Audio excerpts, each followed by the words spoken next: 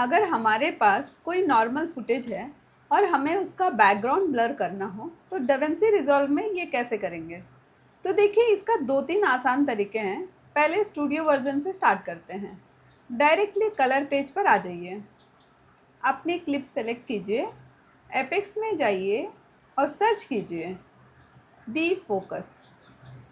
अब इस D focus effect को उठाकर सीधा अपने कलर नोड पर ड्रैग एंड ड्रॉप कर दीजिए। अभी तुरंत स्क्रीन पर आपको कुछ जादू होता नहीं दिखेगा। असल में इसको मैजिक मास्क के साथ यूज़ करना पड़ता है। तो मैजिक मास्क सेलेक्ट कीजिए और जिस भी सब्जेक्ट को आप फोकस में रखना चाहते हो उस पर बस क्लिक करना शुरू कर दीजिए। आप नोटिस करेंगे जहाँ जहाँ आप क्लिक कर रहे हैं वो क्लियर होता जा रहा है और बाकी का हिस्सा ब्लर होने लगा है।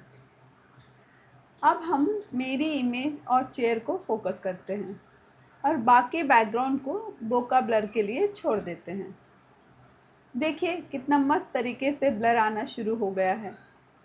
अब नॉर्मल मास्क की तरह हमें इसको भी ट्रैक करना पड़ेगा। यहाँ नीचे आइए, फॉरवर्ड और बैकवर्ड दोनों तरफ प्ले करके पूरी क्लिप को ट्रैक होने दीजिए।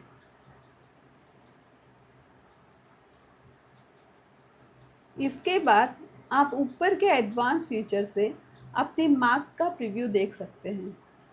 चाहो तो मास्क को इन्वर्ट कर लो, इसमें भी हमें सेलेक्टेड एरिया दिख जाएगा। या थोड़ा ब्लर ऐड कर सकते हो ताकि किनारे हार्श ना लगे। बैकग्राउंड ब्लर कितना रखना है वो भी आप अपने हिसाब से एडजस्ट कर सकते हो, जैसे एक बढ़िया सा बोका लुक आ जाए।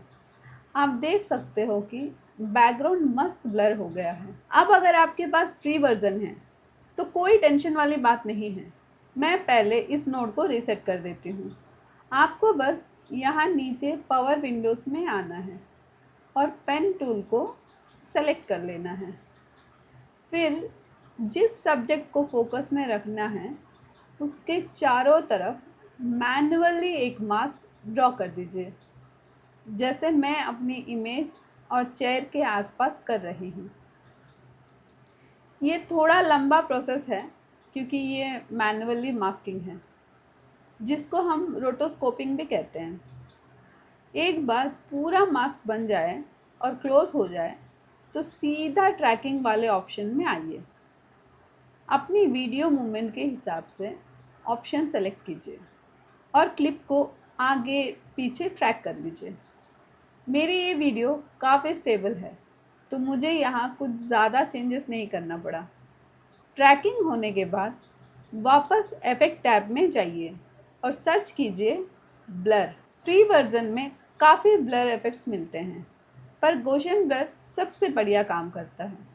इसको बस अपने कलर नोड पर डाल दीजिए। अब आप देखेंगे कि इसने मास्क के अंदर वाली हर चीज़ को ब्लर कर दिया है। तो अब हमें अपना मास्क उल्टा यानी इन्वर्ट करना पड़ेगा।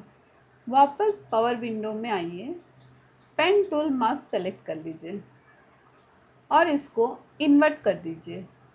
अब ये लाइन थोड़ी शार्प लग रही है ना, इसको नेचुरल दिखाने के लिए थोड़ा सा सॉफ्टनेस भी बढ़ा दीजिए।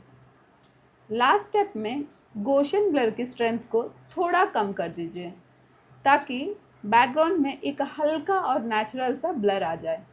मैं यहाँ क्लिक करके इन डॉट्स को हटा देती हूँ। अब आप फाइनल रिज़ल्ट आराम से देख सकते हैं। और देखिए, फ्री वर्जन में भी हमने कितना अच्छा रिज़ल्ट निकाल लिया। वैसे सच बताऊँ, फ्री वाला मेथड स्टूडियो वर्जन जितना फ्लॉलेस नहीं होता। अगर मैं दोनों को कंपेयर करूं तो स्टूडियो वर्जन का डी फोकस टूल ज़्यादा डिटेल्ड और बेटर रिजल्ट देता है। पर अगर आप फ्री वर्जन यूज़ कर रहे हो तो ये ट्रिक आपको एक काफ़ी डिसेंट वोकैबुलरी ज़रूर देगा। और ऐसे अमेजिंग ट्यूटोरियल्स के लिए चैनल को सब्सक्राइब ज़रूर कीजिएगा। अगर आपको इस वीडियो के रिलेटेड कोई क्वेश्चंस हो तो कमेंट में ज़रूर लिखिए। मैं और मेरी टीम आपको पर्सनली गाइड करेंगे। बाय।